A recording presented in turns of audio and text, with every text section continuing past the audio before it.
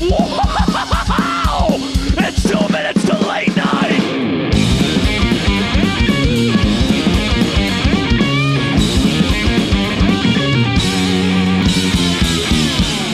What's up, Lunchables, dessert pizzas? Welcome to Pod Minutes to Cast Night, the 2 Minutes to Late Night podcast. You're with the 2 Minutes to Late Night Writer's Room. Hi, I'm 3 times Teen Choice Award presenter Katie Rose Leon. Hey, what's up? I'm Drew Kaufman, the bad boy, and I cut my own shorts today too short, and I look like Charlie Brown. What's up? I'm Jeremy Hammond, and I've been recently cast in the new Spider-Man reboot of the Spider-Man reboot. And I'm Lucy Steiner. I am a brie and strawberry sandwich. And I'm Jordan Olds, and I form the legs. Are we a Voltron or a Megazord in that scenario? I have no... Devastator? Isn't that Voltron? Well, they both have robots that become legs. Yeah, we're like Voltron, but if all the robots were spiders. All right, so today we're going to be talking about the worst thing I've ever heard, Van Halen 3. But first, let's check in with Lucy, who listened to Peace Sells, but who's buying? Yeah, I listened to Peace Sells. It was one of those songs where the first time I listened to it, I was like, this isn't the worst song I've ever heard. It's like... I was kind of like having fun imagining it as an actual protest song. Groups of teenagers shouting, "What do you mean?" Yeah. It's just like like you that meant scene crisis actors. Yeah. Just like that scene from The Watchmen, but with that song. Yeah, it sounds like it would be like the theme song to a commercial for a Watchmen board game. What do you mean I can play as Rorschach? Well, the chorus... What do you mean his dick isn't on the cover? The chorus 100% sounds like Crossfire. Totally. That's exactly what I was thinking. You get caught up in the peace selling. Oh my god. Peace selling! Doodle-doo. Yeah. But yeah, I kind of liked it. Save mistake. You liked it? I kind of liked it the first time, and then I made the mistake of listening to it again. Yeah. Like 2 more times, and every time it just got more and more annoying. Yeah. And I was just like, by the end, I just hated him. He's such a fool. You grow to love it again. I have like an affinity for it just because I watched this, like one of my friends who was like a mom and older, and she would sing that at karaoke and it was really funny. So that's what I think of when I think of that song. It's just like a mom cutting loose and just like reliving her glory days for a little bit. And I was like, this song's great now. Well, now funny. It's great. That's funny because I was telling you that the new development in my life this week is that I found out my mom is just casually listening to Mutoid Man. Yes. I was at home for Mother's Day and my mom is just like, Alexa, play Mutoid Man. And then Alexa was like, what? Whomst? I want your mom to come to the show on the 6th and just like doing like a front tied tee and doing a lighter for when they play Bandages. Oh, don't do this to me. This is also frightening because, like, when does your mom end and I begin at this point? All right, no more laughing because we listened to Van Halen 3 and I'm angry. Well, wait, before we get into Van Halen, do you want to talk about Guns N' Roses yes. one last time? Yeah. Well, something that came up like very close to the end of the podcast that we didn't really get a chance to like really get into was, what would you even call it? Like the PR campaign of Dr. Pepper to get Chinese Democracy to come out. Before there was social media, before there was Twitter interns, there was somebody at Dr. Pepper saying, hey, we're gonna give everybody a free can of Dr. Pepper if Chinese Democracy comes out this year, right? Yeah. That was the plan? Oh my God, that was a plan. real thing. I completely forgot about that. And they didn't follow through. This is They all Dr. sort of Pepper's followed through. fault. They did like a coupon campaign that people were like really pissed about because it didn't really work. Yeah. It's kind of like those, what is that, surge points or whatever that like, famously someone sued over. And then that same year, my friend's band put out a demo that they also called Chinese Democracy, and it came taped to a can of Dr. Pepper. I hate your friends. To clarify, we are not your friends. We don't fucking hang out. This is a work friendship. It's work related. These laughs are deductible on my taxes. Speaking of taxes, Van Halen 3 is the album we had to listen to. I always thought this was the album that they wrote when David Lee Roth came back in the band. I did not know that this was the one that like had Gary Cherone on it from Extreme. Yeah. I did not know that's what it was because I didn't think that they would have the balls to name an album Van Halen 3, giving it a go with this guy. I was listening to that and I was like, David sounds like shit. No, this made me like miss Sammy Hagar. Well, if you don't know, Van Halen is actually Dutch for divorce. So this is divorce number 3. Yeah. They've gotten rid of David Lee Roth, they've gotten rid of Sammy Hagar, and they found some dude from Boston. Is it actually Dutch for divorce? I would believe you. I'm a doctor, and everything I say is the truth. I did read on the Wikipedia that that's why they named it this, because like Eddie was like, this is the 3rd best Van Halen lineup there ever was. Without realizing what a dig that was at himself. But so Lucy, how familiar are you with Van Halen? Not at all. I have Really? no familiar. I have not listened to an album. I'm sure I've listened to songs. You know Jump, You must, probably. yeah, you yes, know Jump. yeah, Jump. I've heard Jump. Hot for Teacher. Panama. Teacher. Running with the Devil. Running with the as well. Devil. Also From the hit movie Little Nicky, Running with the Devil. and also I Ready was associated with Detroit Rock City. Same shit. No, the first time I heard Running with the Devil, it was in the David Arquette movie Ready to Rumble. They sing it in a van with nuns, and I was like, "What the fuck?" A pre-Facebook social like meme was the isolated vocals from Running with the Devil. It's the best. Which I was obsessed with, and I had a synth pop band in high school, which we ended every single one of our recordings with going, "Ooh, baby, baby, I love you one time." Yeah. So it'd be like this super like poppy synth pop shit, and then us just screaming that at the end. That's amazing. I love that. So we should Take really us talk there. about how there's a lot of opinions about Van Halen in this room. Specifically, Jordan and I, Van Halen is our favorite thing. In the world. It's like how like Christians worship Christ, we worship David Lee Roth. There's literally a photo of us of peak David Lee Roth and Eddie Van Halen literally over us right now as we're speaking. Yeah, I have a framed poster of like 1970s David Lee Roth and Eddie Van Halen above my couch. Yeah, there are a few things more important to us than that. And Jeremy doesn't like Van Halen. Hi. Glad to be here, folks. Burn. Jeremy genuinely listens to Saint Anger 30 times, but doesn't get why Panama's a good song. I like Hot for Teacher and nothing else. And that one part of Eruption where it goes, wow. That's in every song. That's on this album.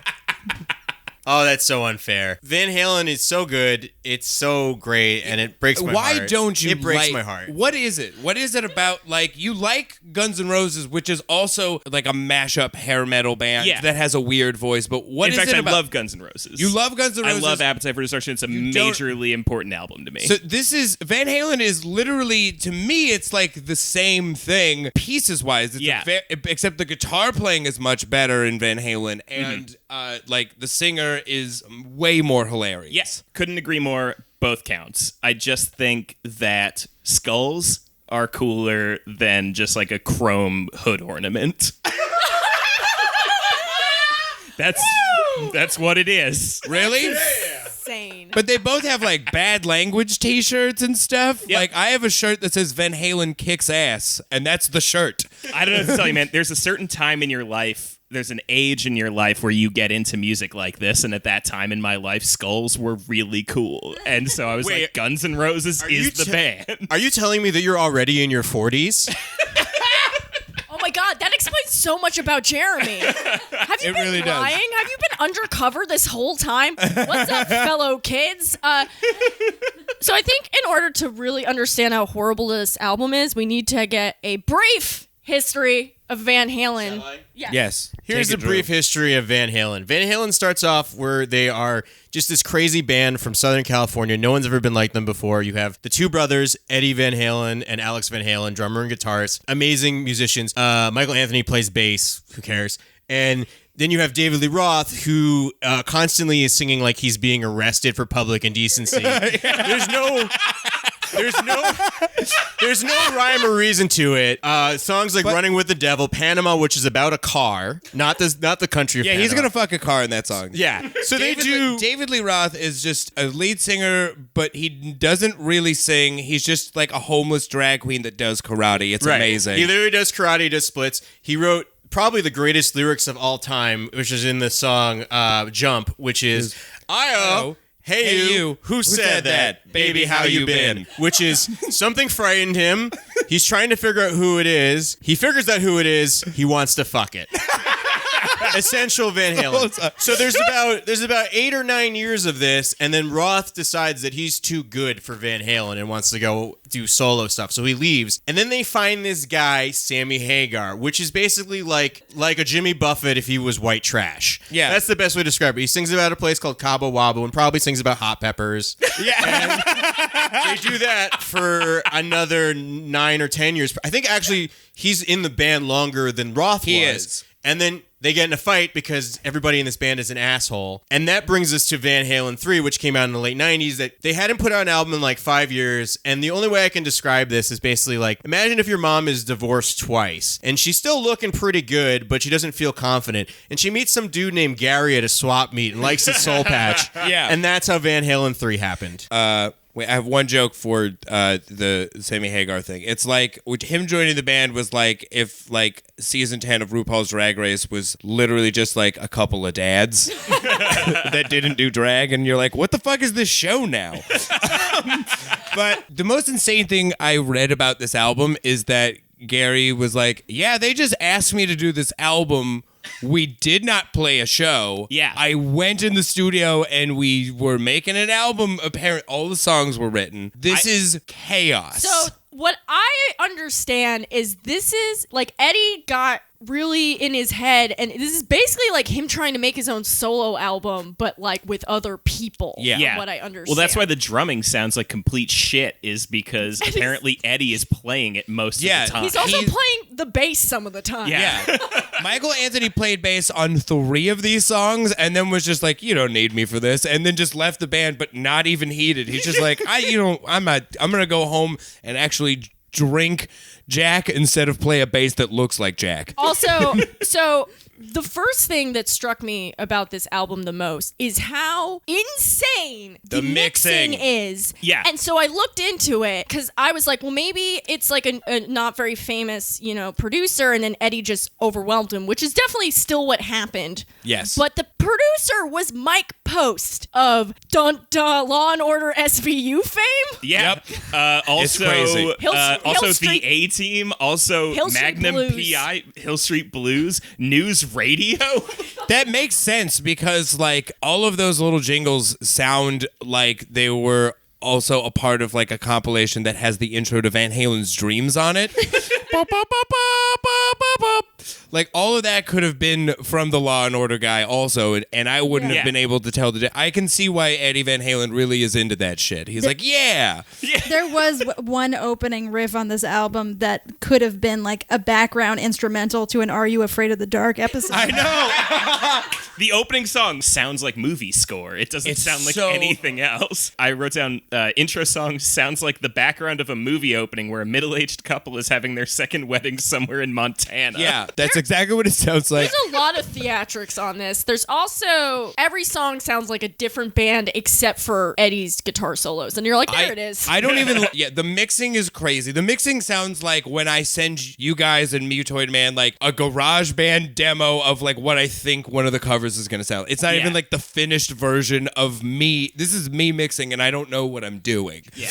The guitar is entirely on the left side of the speaker. Well, but most they of the always time. do that. That's, They have never put it completely at the bottom of the speaker. It's never. maybe it's- not at the bottom, but it's always all the way over on one side. Yeah, they do that, but it was like reversed this time, and it's really over there. It's Was like woof. Was it the one I want or from afar where there's like a pretty riff at the beginning and then it starts and like the mixing was so strange I thought my headphones were halfway out. Yeah.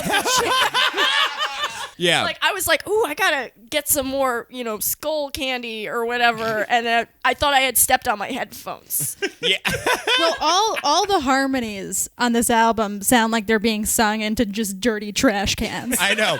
It sounds like it's startling when you hear some of those harmonies because it's like somebody came up behind you and knew you were listening to the song and wanted to harmonize on the street. Well, that's because Van Halen was very famous for, in all of their songs, the whole band would sing harmonies. Like if you look at any of the classic like David Roth era stuff, the background vocals was always Eddie, Alex, and Michael harmonizing, and then you look at this album and the only person on the album is fucking Eddie Van Halen, who you hear in the last track sounds like a cigarette doing an impression of Tom Waits. It's awful.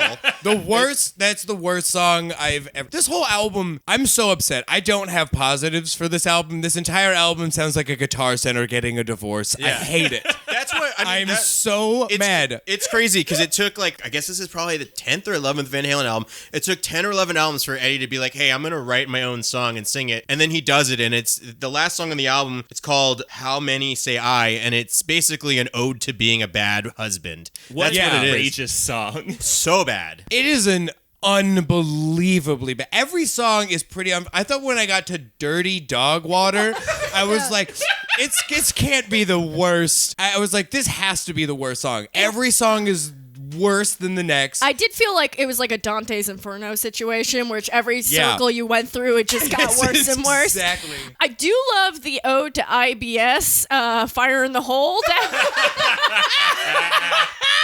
The last song, though, also is the one that has the straight up Law and Order chung chung sound. Yes, it literally Five does. times. It's insane. Like at the beginning. Also, who the fuck gave Eddie Van Halen a 7-string guitar? What the fuck is happening? Why are there low riffs? Do you hear him like clearly like he sometimes is using like a baritone guitar or something, and it's so not okay. It doesn't sound cool when he does it. It sounds like he's like trying to write slow tuba music for like a shot of a snail. I am curious what you leftist Jews think about Ballot or the Bullet.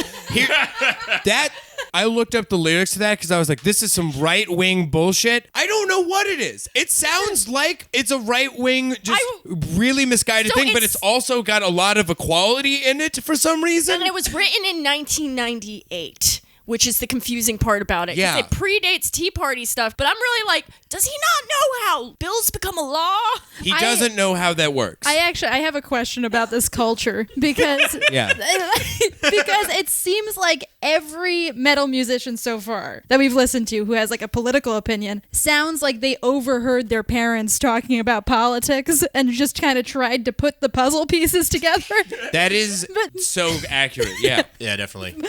Are there a lot of like libertarian politics in this world that are, or is it more typically leftist? Or I'd say best case scenario, you could consider metal to be a generally apolitical genre. Yeah. And that is the best you could do. I think I don't know if we talked about it on this podcast, but it's, I think when a band comes up with like a political message and then they get really popular, they kind of stay in that bubble mentally because they're being catered to. So it's just there isn't a maturity, and then you're viewing the world through like a very weird eye. So I think you don't have the like nuance to adapt to later society or like have your political views grow in a healthy way. So you end up in like a libertarian, weird, skewed political viewpoint. Yeah. I think it also doesn't help that metalheads don't like new bands, and all of their favorite bands are from like the era where they're like, whittly whittly woo, Reaganomics, man. Yeah. It's mostly, Give me a Budweiser and an American automobile. Yeah. It's mostly harmless though. Most of the metal community is like that libertarian that skews to, hey, you know what? When there's a fire, we shouldn't pay taxes. It's just if your house is on fire, you hand the fireman $20. Like, it's not as like politically charged as you think it would be. It's mostly just misguided and undereducated. That's Yeah. how I would explain it. I was lumping punks in that too. Like every political band for from sure. the 80s that like had some kind of angry politics that you were also a child and going like, yeah, hell yeah, this. They grow up to be motherfucking assholes too. There isn't God one save band. the Queen, but also don't illegally download my music. Oi, Yeah. oi, buy some fucking butter, would you? Jordan, we were talking about this the other day, that the only one whose political opinions Oh, yeah. really hold up is Jello Biafra, because all he was a guy who had a grudge against the mayor. Yeah, he's just mad at the mayor, so yeah, you who can't. can't get behind that? Yeah. And Jerry Brown's still in office, so his songs are evergreen. Yeah. But that's like, I don't know, that's why my favorite punk band is the Misfits, because the Misfits don't really have an agenda. All the Misfits are doing is just talking about a horror movie they watched, but also fuck you. But also shut up. And that's why the Michael Graves era, we'll talk about this another time probably, but the Michael Graves era is lame because he's just talking about the movie. He's like not telling anyone to shove it. But to bring it back to Van Halen, Yeah. I want to talk about something, which is that my goal with this podcast was always to not be those people that are like, oh, an old band making new stuff, this sucks. But there is definitely a bit of I've checked out in a lot of these albums. And a way that I've determined that is song titles. The second that you stop giving a shit about what your song titles are, your albums suck. Take a band like Van Halen, who had such crazy hits as Running with the Devil, Ain't Talking About Love, Panama, which is, again, about a car. Yeah. And then you get such terrible songs on Van Halen 3 as From Afar, Without You, Year to the Day, Josephina, which is not a real name. No one's ever been named that.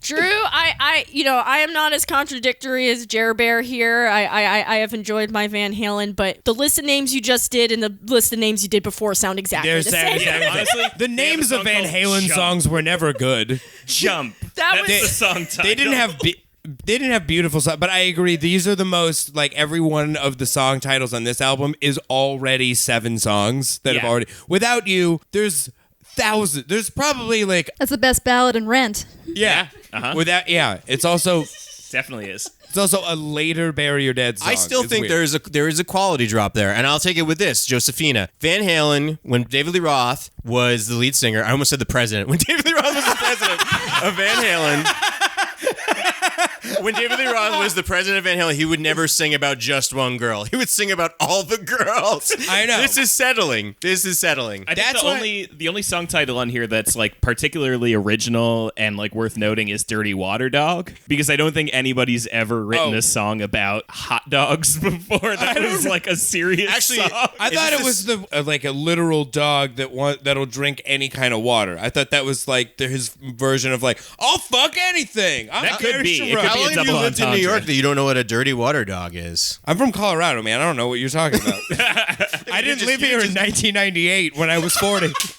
Giuliani, he cleaned up all those terrible hot dogs. Van Halen's not from New York. Why would they write a song about that? I don't know. It's just it's the term that they use for like the street hot dogs that the vendors like fart in the water. I don't. That's why they taste so good. You gotta get It's 'cause that. They say it's the New York water that makes it all taste so good. It's those New York farts. You gotta have a New York fart in that fucking hot dog. It's good for your immune system. It helps build it up to the. Otherwise, every pigeon, it's gonna fucking kill you. Hey, I'm walking here, and also I'm Nathan of Nathan's Hot Dogs. Josephina, by the way, the song Josephina is like 3 different songs that I would almost listen to.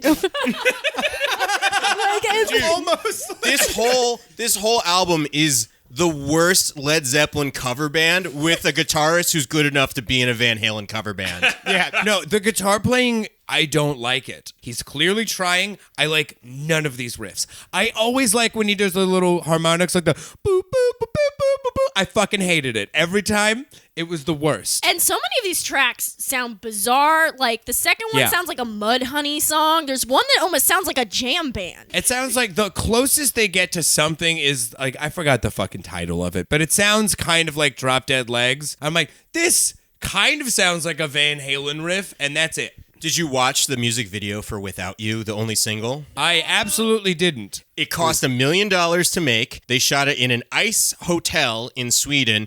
And Like the James Bond movie, Like that the Pierce James Brosnan movie? exactly like that. I think predating it. And they also, during the solo, Eddie Van Halen is just sitting in a chair made of ice because he's bored by his own solo. And he's wearing like a stupid beanie hat. He looks like he's in Rocket Power, but he's in his late 40s. It's so weird. Does anybody have good stuff about this album? I actually have a lot of good things to say. Go. Despite everything we've talked about. Please. And I agree all the problems, like the mixing, but I have to say there were at least 4 songs on this that I would totally listen to again. And I'm like, I think this album sold me on Van Halen. Like, I'm going to listen to more Van Halen because of this album. You're going to be disappointed if you think this is what Van Halen sounds like. Well, that's what I was going to say. Is like, my big positive takeaway from this album was like, it sounds like Van Halen. No, it doesn't. That is It what does it sounds not. like to me. This What sounds are like Van Halen. What Van Halen have you heard? Jer Bear. Come on. then I'm on board, baby. Have you ever heard I'm the ready Kids for Bop more. version of Jump? It sounds better than this album. Yes, it does. Dude, this is not what Van Halen sounds This like. sounds exactly like any Van Halen to me. Any of it. What are you... That's impossible. Jordan's about to choke out Jeremy. I'm about to end your life. Thanks for I'm not, I'm just donating to kidding. the Patreon, guys, but show's over. Show is There's That will been a all go murder. towards paying for my funeral. Someone call Mike Post because there's been a murder somewhere in the city. If you wanted a Posa Cop sequel, it's not happening. No, but in what way does this sound like Van Halen to you? This sounds like This is like an the- arena rock band, but like it sounds like confused fathers trying to be like, we can bring back Motley Crue, man, which is not what Van Halen sounds. It sounds Yes, like it is. it sounds like a Frank Caliendo impression of Van Halen. It sounds like of Sammy Hagar Van Halen. Yeah. This does not sound like David Lee Roth Van Halen at all. I had a friend growing up whose dad was a super huge fan of Van Halen, and he and his buddies had a play at the local bar dad rock cover band. And that is what this sounds like, and that is always what Van Halen has sounded like to me. It's just a dad rock band, and this is just boring dad rock. No, it's not. Well, they aren't. When they have David Lee Roth in the band, it's literally just not that at all because it's crazy. Every song is bananas when he's in the band, and then they do Sammy Hagar, and then yes, it does have like riding on the bass for like the Yeah. whole verse. That is what this kind of sounds like, but for some reason in 1998. Also- Jeremy just made me realize something with his Yes. last statement is that I think I might like dad rock. I think it might be my niche. That's cool. Because if that's what this is, who else is what other dad rock could I listen to? I would give you this sounds kind of like Foreigner. Also, Jeremy, you don't have to lie to us. We know that's your cover band. Because I am 40. Yeah. I was trying to get that joke in for 20 minutes. Wait, can we all imagine right now Lucy putting on headphones and then like throwing on like the Best of Bad Company and then her eyes glazing over? Girl, I gotta introduce you to some traveling across North America. We'll stop at Boston, Chicago. I do feel a strangely intimate connection with Bob Seger, so this totally makes sense. Bob Seger fucking rules. I love Seger that. rules. Do you have anything to say to him about Jeremy? about Van Halen? They made a song about fucking a car, man. I don't know what more you want. The thing about Van Halen is like they are dad rock, and that's why it's so great. Like they did a cover of Pretty Woman as like it's fucking rifflicious. I can't think of a better way to describe it because I also apparently I'm on a message board in 2002. Out of here. I don't know where that came from. You're gonna try to sell me on I don't- dad rock saying rifflicious. You know what? Oh, you know I why? miss my sons, dude. Give me a fucking break. I think I know why Jeremy doesn't like it. Everything that Jeremy has shown me or enjoyed. It's a little bad. Like they're not like the band is not polished, and even though David Lee Roth is unpolished, Van Halen's a pretty polished band. Like it sounds pretty like Hot for Teacher sounds chaotic, and I think he likes it. Like Guns N' Roses, Appetite for Destruction. The guitars are all over the place. Like they're not really playing the same thing. You like that because it's like it sounds like children playing it. I bet you would like the third and fourth Van Halen albums, which are not my favorite ones, but they got some good songs. I feel like that's up your alley. I also think you would maybe like On Fire. That is a great song. That song rules. It's the last song on Van Halen 1. I think it's probably the best song on the album. But I think you would like On Fire. I think you should listen to that song, and we'll circle back next week on that. Yeah, I was going to say, should I come back next week having listened to Van Well, Halen? honestly, no, you Is shouldn't that come what you back guys next want? week because I don't really want to see you again. But if you do come back and you want to be maybe friends, you should listen to that song. Do you also you don't appreciate his guitar playing style at all? Can I interrupt for a second and just, for the listeners at home, we mentioned earlier that there is this framed picture of Van Halen on the wall. Every time that Jordan's about to defend a Van Halen thing, I point at it. Gazes up to it as though it is a cross on the wall. We told you it's religion. Like a photo of the Pope in a Polish This deli. is my mezuzah. You're going to talk to me like this on the Sabbath? You don't appreciate the guitar playing. I told you, one of my two favorite Van Halen things is the Yeah. So yes, I like the guitar play. You're defensive Van Halen. You're like, I like 6 seconds of a 1 minute song. Yeah. That's Yeah, dude. It sounds like a fucking volcano. The song's called Eruption. I get what he's going for. my You favorite don't part. like the rest of the solo? My favorite part of the dick is the first inch of the shaft. That's you. Everyone's favorite part of the dick. I mean, What are from you the talking base. about? From the base. The back of the dick. I like Who measures the from stump the of the back? dick. My favorite part of the Wanna go dick is when home. it's almost the balls.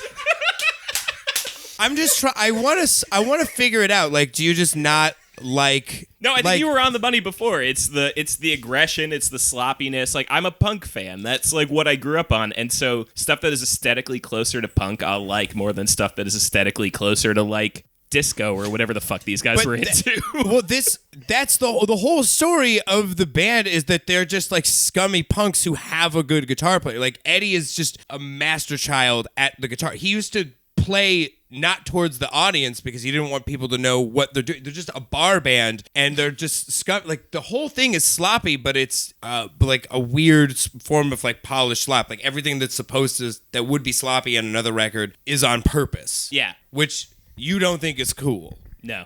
I feel like this conversation would have been much more exciting though if Jeremy and Jordan were both armed. Oh yeah. Well, this has been a lesson in you can't make someone like something by yelling. Brought to you by Stamps.com. Stamps.com, a website with stamps. Favorite songs, I guess. Yeah, right? does anybody even have one? Cricket sound effect. I think. Yeah, go ahead. I do think it's funny to pretend fire in the hole's about shitting yourself. So I wouldn't say I enjoyed it musically, but like I did start laughing so hard that I almost fainted. That's so funny. My favorite song is the album cover. That's the positive that I'm going to say. Oh, get outta Because the album here. cover is a fucking red flag for how bad this album is. It looks like it's going to be an REM record. Yeah, exactly. Yeah. It's like, turn around. This is like a fucking weird circus of balding. I thought when I saw one of you guys post on social media the cover, I had to do a double take because I thought it was a joke that when you photoshopped hastily. Yeah, the text is so not a part of this. Unbelievable. It's just, I don't know, put it on the cannon with white out. I don't know, white it out and then just write it. It looks like a really bad memorial to Chris Farley.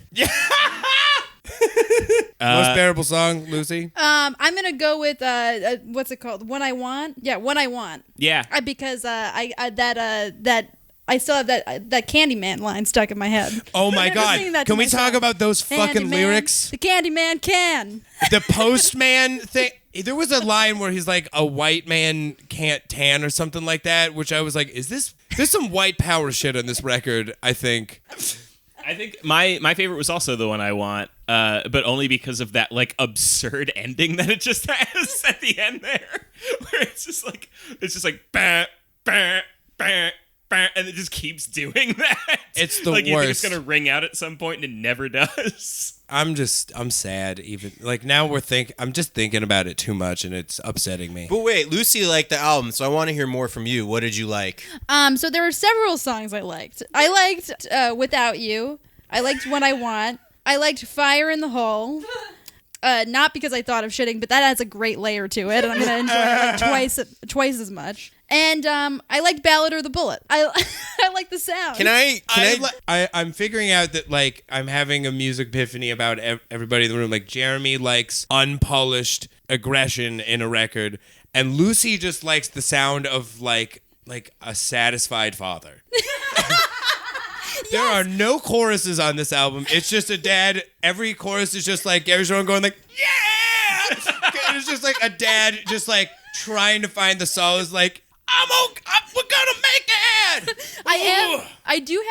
I've always felt that I have this weird ability to put myself in the mind and heart of a middle-aged man. And it's like, I feel like when a metal song like this is going well for me, like when I'm having a good reaction to it, I just imagine like driving down a highway in a convertible and I'm balding slightly. Which I am, and I've done to Van Halen on multiple occasions, so Yes. I'm glad to hear that. Yeah. And on that note, I have some homework for you. I want you to listen to it because I love Van Halen. I'm going to send you my 45-song Van Halen playlist called Divorce Dad. It's on Spotify. Don't do this to I me. want you to listen to some Van Halen, and I want you to come back.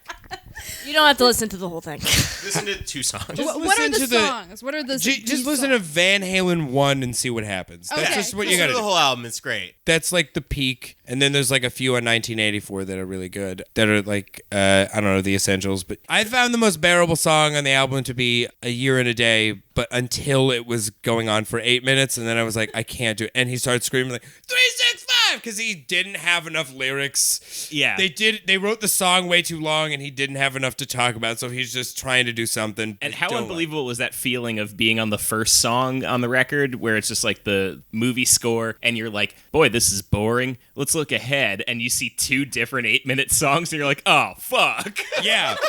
I was Oh, really no. upset. Every time we listen to a bad album that has 8-minute songs, I know we're like in for a hard time. It's like when you ironically watch a movie and you're like, fucking over 2 hours? Jesus Christ. Every DC movie.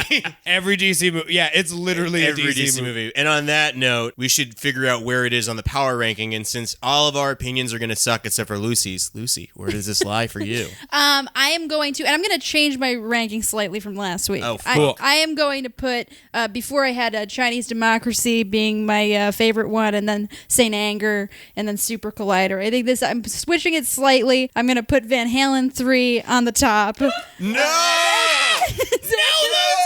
Lucy, no! Lucy, no. What are we doing to her? I was messaging Did you pierce Lucy. your nose? Lucy, do you have a rose tattoo on your arm? I was talking to Lucy earlier this week, and I was like, I'm just scared to listen to Van Halen 3. And she was like, why? I was like, I don't know. I think this bad music is going to start to change me, but I think it's really changing Lucy. But yeah, I'm going to go Van Halen 3, number 1, Saint Anger, number 2, then Chinese Democracy, and then Super Collider. That's my ranking. You're the coolest person in my middle school. That's crazy. Yeah. I'm going to go Saint Anger stays number 1. Number 2, Chinese Democracy. Number 3 is Van Halen 3. Number 4 is Super Collider. I'm going to take a nap. I'm going to do Chinese Democracy, number 1, Saint Anger, number 2, Pooper Collider, number 3, this upsetting thing at the bottom, holding up the pyramid, looking up. Yeah, Chinese Democracy. Super Collider. Saint Anger. And this is always going to be the bottom. We can't listen to a worse album. Oh, That- yes, we can. No, I think this might be the worst thing. I'm going to just predict for the future of this podcast that this is going to be the most upset I'm going to be about an album because I really love this band so much. I think they're just the most fun. It's just everything I like. It's crazy guitar playing.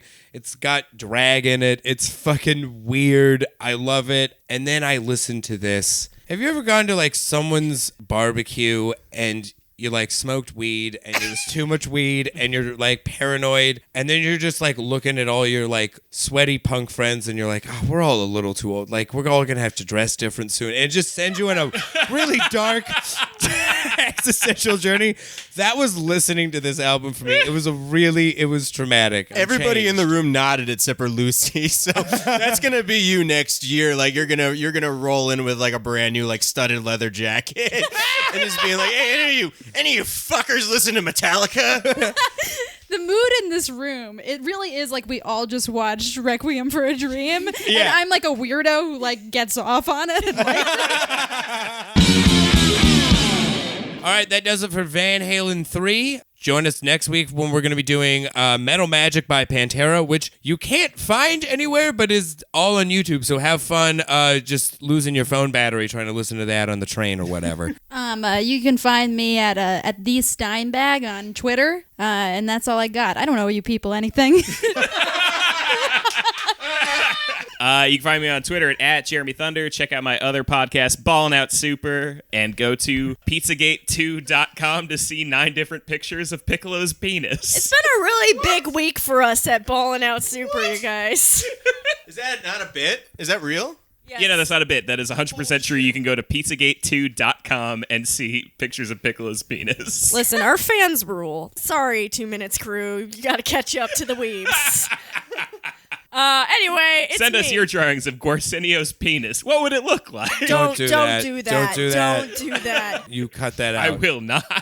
Hi, it's me, Katie. I am the babysitter of all the men in the room. You can find me at Katie Rose on Twitter and at Oh Hello Katie Rose on Instagram. There's shows. They'll be there. Hey, this is Drew Lee Roth, and you can find my hot shoe burning down the avenue at Diet Hellboy on all the internet. Hey, guys, don't forget, 2 Minutes Late Night is completely funded by Patreon and your support, so please, if you can find it in your wallets, to give us some money. We're going to send you some cool stuff. We also have been putting up Patreon-exclusive videos, behind-the-scenes footage, blooper reels. We got some really cool stuff, like we have the full set of Steve doing stand-up and Ben doing stand-up. We also have the first full episode. song of Uptown Bird. The full version. Synced up to a video of birds dancing. Later in the month, too, we're going to have the full version of the Bird Scientist sketch, which has some cut songs, some other weird stuff, and we also will have an uncut version of Poser Cops, and we're just going to be putting out really cool stuff, so please give us your money, and in return, we'll keep making really cool stuff for you. Yeah, you can find me at Mr. Jordan Olds on Twitter and at Dr. Mayer on Instagram. Also, shout out to Black Phoenix Alchemy Lab for making us a perfume. We have a scent now. It smells like grease paint, aftershave, and black leather. It, for some reason, smells great. You'll